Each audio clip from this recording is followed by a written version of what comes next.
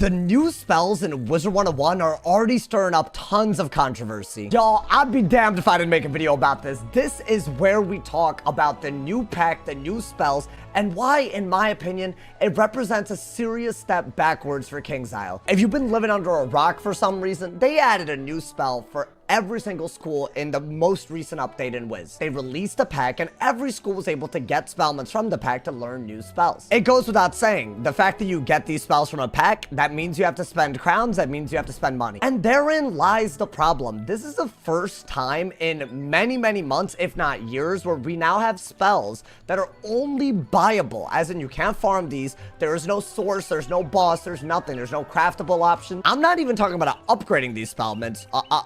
I don't care about that. I'm talking about learning. For you to learn this very unique spell, you would have to buy it. And if these were like, you know, just run-of-the-mill spells, I wouldn't really care, but these are very, very unique spells. For life, you get an overtime that's protected for very, very cheap. It fully and completely changes how you play life as a school. Not to mention, some of these spells literally introduce new utilities that we've never seen before, like extending a heal. That is fully and completely new. It's epic, it's cool, but it's so new that it being behind a pack is crazy. Let's not forget about the myth spell. This is like the first reason myth wizards in PvP or PvE for that matter have had a reason not to just trap stack. They actually got a decent OT that they can really use and pressure with. These spells aren't a step backward because they're poorly designed. In fact, I think they're actually really well designed, but they're behind a pack, and I feel like there's a history lesson here. Let's flash back about 3 years ago,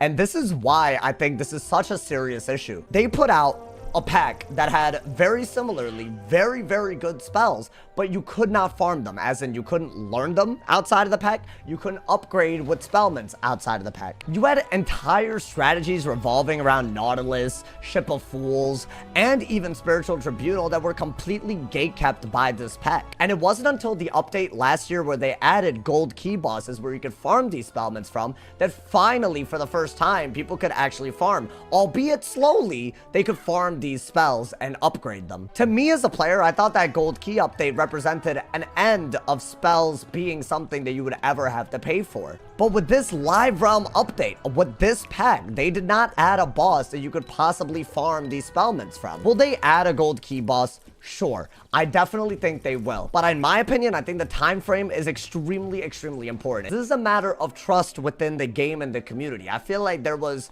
a common understanding almost that these spells wouldn't feel like they were gatekept behind real money. And if they take, you know, many months or even a year to put out a gold key boss where you can farm this, that's not okay. Because in my opinion, I think that represents repeating the mistakes of the past, not learning from them. I think that Wizard 101 needs to adopt a totally different philosophy entirely when it comes to specifically spells. Like this pack, right? It puts out gear that is really good. I'm already running it in live realm, right? But I know that there will be other templates of gear that's craftable, that's farmable from raids. I know that there's other comparable gear pieces that I can get, and that's how they've been doing it. But spells don't come with options like that. Spells are pretty intrinsic to what it means to be a wizard, and I don't think they should ever be associated with money at all. What I find kind of lame is that I feel like people would open up this pack to speed up the spellman farming process anyways. Like, let's say the pack were released, and they added a boss of some sort in Chrysalis that you can unlock with gold keys and farm them, right, for the spellments. People would still open up the packs because farming for spellments takes a long time,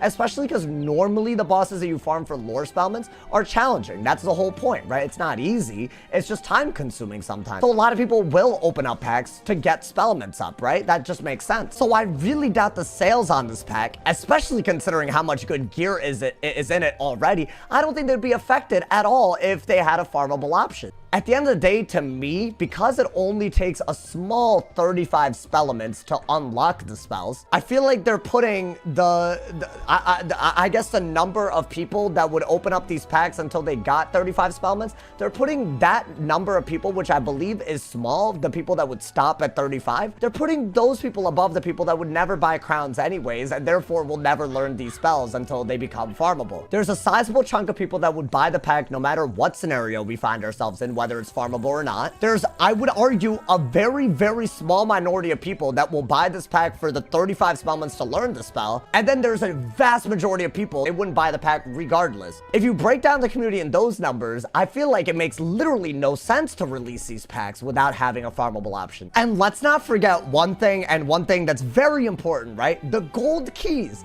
that you would inevitably need to farm these bosses. You get all sorts of incentives to be a member to get more gold keys. You can buy 3 gold keys a month for being a member, and you also get gold keys for playing the game, for spending time doing the events. Every event has like gold key rewards basically. So it's not just putting the people that are gonna open this pack just to learn the spell over the vast majority of people that, you know, wouldn't have bought the crowns to do it anyways. You're not just putting the small purchasers over the free-to-play players. What you're really doing is putting the small purchasers over the people that will play the game a lot and keep the game alive just for these keys so that they can farm this boss. I think their decision, therefore, it kind of is kind of weird, right? At that point, you're putting a small amount of profits on the pack over people that would actually, like, you know, increase your playtime. Isn't that what a game wants? People to be playing the game? And considering how limited of a resource a gold key is, people will be playing for a long time to farm these spellments. That's a good thing. Just because they don't pay very, very directly through a pack doesn't mean that they can't contribute to the health of the game. I think Wizard101 had an opportunity here to really change how they did spells, especially since it's been so long since they put out lore spells in a pack to begin with. And I just think it's disappointing that they didn't take the opportunity to immediately add a boss to farm. While I do get that Wizard101, at the end of the day, it's run by a company, they gotta make money. I totally get that, and I get why packs exist to begin with. I think a pack like this was the perfect opportunity to experiment and see, yo, like, are our revenues really gonna be affected that much if we have a boss that they can farm with? And, you know, it's a hard boss, it's a challenging boss, maybe, you know, like something that you can eventually, you know, tier up to max with, but not something that you could do it quickly. If you went out of your way to make it a challenging boss that dropped Divam spellments, you know, you could probably still see that people would buy the packs. I feel like they could have experimented with that little aspect, but they kind of chose not to, which is kind of disappointing to me. But if this is like the beginning of a new pattern when it comes to lore spells, I guarantee you it's not just me that's going to be pissed. A lot of people are going to look at it and be like, yo, this is a very premium advantage for people that happen to buy things in the game. Spells should never enter that territory again, in my opinion, but maybe that's just my opinion. Let me know what you guys think about the Divam spells. Let me know what you guys think about how good they are versus the fact that you have to pay for them. Are they worth paying for? Do you guys think that it's stupid that they're pay to win? What do you guys feel excluded if you're not someone who buys crowns a lot? Let me know in the comments. As always, drop a like if you enjoyed, leave a sub if you're new, and if somebody hasn't told you you're awesome today, they doing something. I look forward to reading all of y'all's comments. Stay awesome, y'all, and yeah, y'all.